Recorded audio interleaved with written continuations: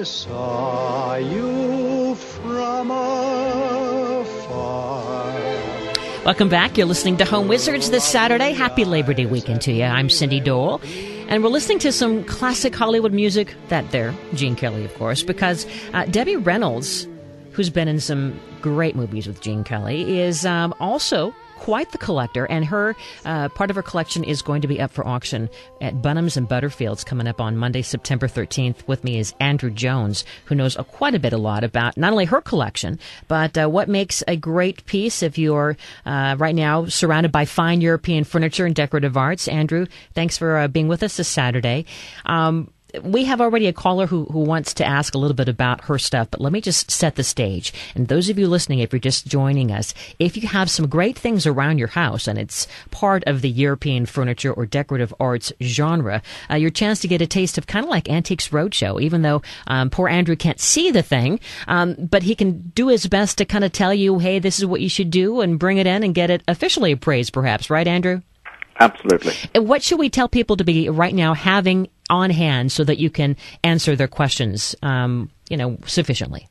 Well, if it's a piece of porcelain, a description of the mark that's on the back of it or something of that nature. If it's a piece of furniture, you know where it's from and the country of origin, we can usually give a good ballpark figure without saying it. Okay, well, let's go to Burbank. Mary has been patiently waiting. Hey, Mary. Hi.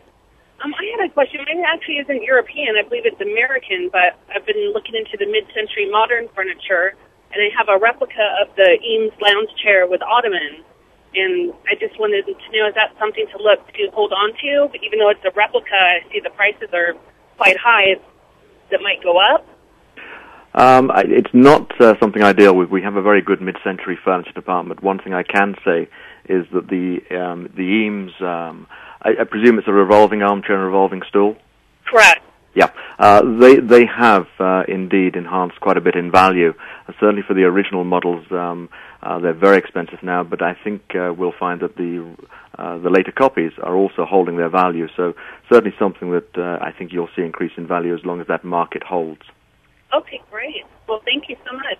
My pleasure. Thanks for calling in, Mary. And those of you who also want to see if some of your great treasures, as long as they're hopefully tied to this genre, that's really what Andrew Jones's specialty is European furniture and decorative arts. You can call on in at 888-KFWB980, 888-539-2980. So how did you become so smart in this area, Andrew? Or did you study up hard on it, or it came naturally? It started off when I was about 6 years old. My parents collected and dealt, and I think the word dragged would be the correct word, around auctions and dealers in England.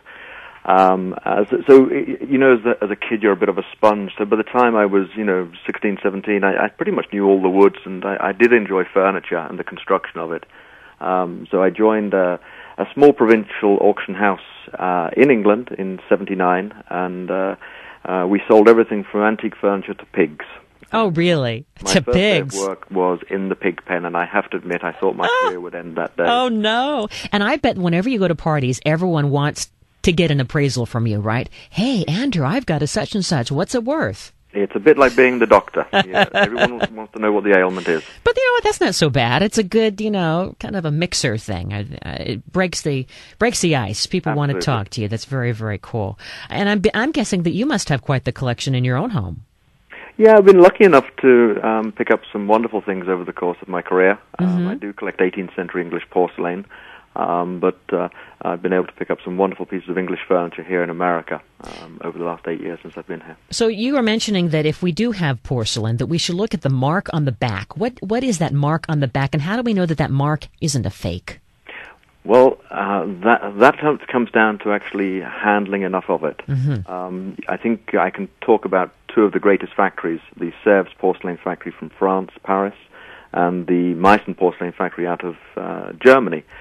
Two of the most copied factories. So we see the interlaced L's for Sèvres, and we see the cross swords for Meissen on a regular basis. And I would say that 20% of what we see is actually from the factories. 80% are pseudomarks, but they're of the period. It's very interesting that when these factories became very famous and popular, a large number of smaller factories cropped up in the locations surrounding and copied their wares. Boy, can we relate to that to this day? It's just kind of human nature, I guess, right? It really is history repeating itself. And then you wonder, are the copies, like our caller, I mean, somehow the copies of the copies and those pseudo marks somehow in a weird way valuable? Yes, they are. I mean, I think, when you look at something that was made of the period, just in a style of, it can be just as valuable as the real thing. I think I can speak confidently about 19th century French furniture. Here in Los Angeles, we get more money for 19th century French furniture copying the Louis XV, 16th styles than we do for the period 18th century furniture. Mm-hmm. Well, it looks like we have another caller. Let's go to the phones, and Sarah is joining us. Hey, Sarah, you having a good weekend? I am indeed, thank you. So what are you collecting? Have you inherited something, or you bought something really cool, or what? I actually inherited this piece of art. It's an original watercolor. I think I gave the information by Alfred Glendinning, but the son, not the father. And I was wondering if you had any thoughts on it. Did you catch that, Andrew? I did. I think the artist was Alfred Glendinning. That's correct.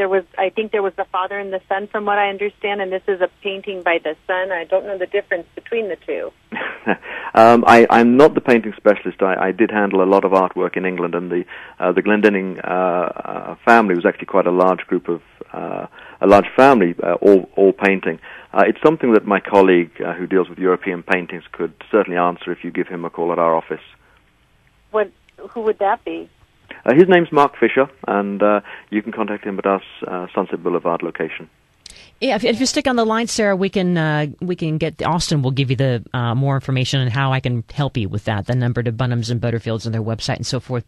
And tell us while you're here, Sarah, Andrew, explain to her and all of us how people can bring a few things every so often to your Sunset location and have it appraised for free. Yeah, the last Wednesday of every month, we hold a free appraisal clinic. You're allowed to bring up to 5 items. We have specialists from most of our departments are there, from paintings, books, Asian, silver, entertainment memorabilia, indeed. And you can bring up to 5 items, and I say it's between 9:30 and 12:30 the last Wednesday of every month. Or if an item's too big, you can always send photographs to our offices, and we'll certainly get those in front of the nose of the right specialist. Does that help you there, Sarah? Absolutely. All right, thanks for listening. Much. You got it. 888-KFWB 980, 888-539-2980. We're talking with Andrew Jones, who is doing his best to, I know, without sight unseen, actually physically seeing the piece. It's kind of difficult, but he's trying to do us a favor to have some fun here on this Saturday in terms of the value that you might have of some of these great collectibles, because Bonhams and Butterfields, that's what they do all the time. And we were talking about Debbie Reynolds, and that is, of course, the showcase pieces that we'll be seeing in this upcoming auction on Monday, September 13th. But there's more than her pieces. What else is included in that whole day of auction? I mean, there's some great pieces. Yeah, the sale consists of around 500 lots. We start the sale off with the 55 lots of English furniture and decorative art, then about 150 French. We then sell the Little Debbie Reynolds collection. Then we go to Italian, Spanish, Portuguese, German for about 200 lots. Then there's a very important Beverly Hills estate going into the silver and the ceramics. We sell about 80 lots an hour, so usually we're done by around 3:30, 4 o'clock. Mm-hmm. And so for folks who come down and actually buy something, I mean, you say that you've been around this since you were 6 years old.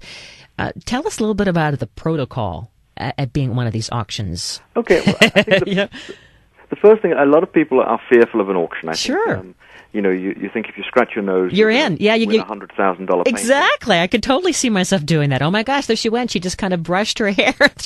I'm glad to say that our auctioneers are very professional, and they'll certainly pick up on that. But the most important thing is once you've registered, you're given a paddle number, which is a laminated card with a number on it. Mm-hmm. And if you're bidding, hold it up high once until the auctioneer's seen you, then put it down.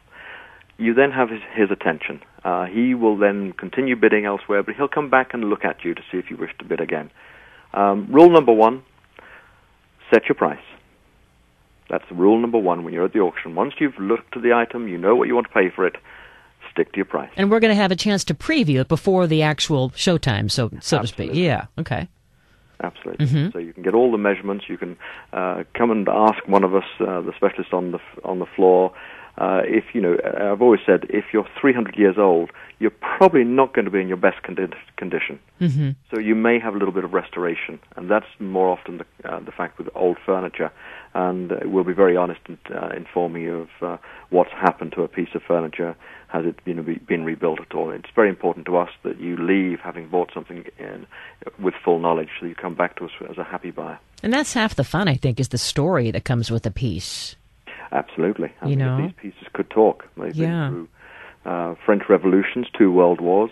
They are quite amazing things. So step 1 is to set our price. Step 2 is what?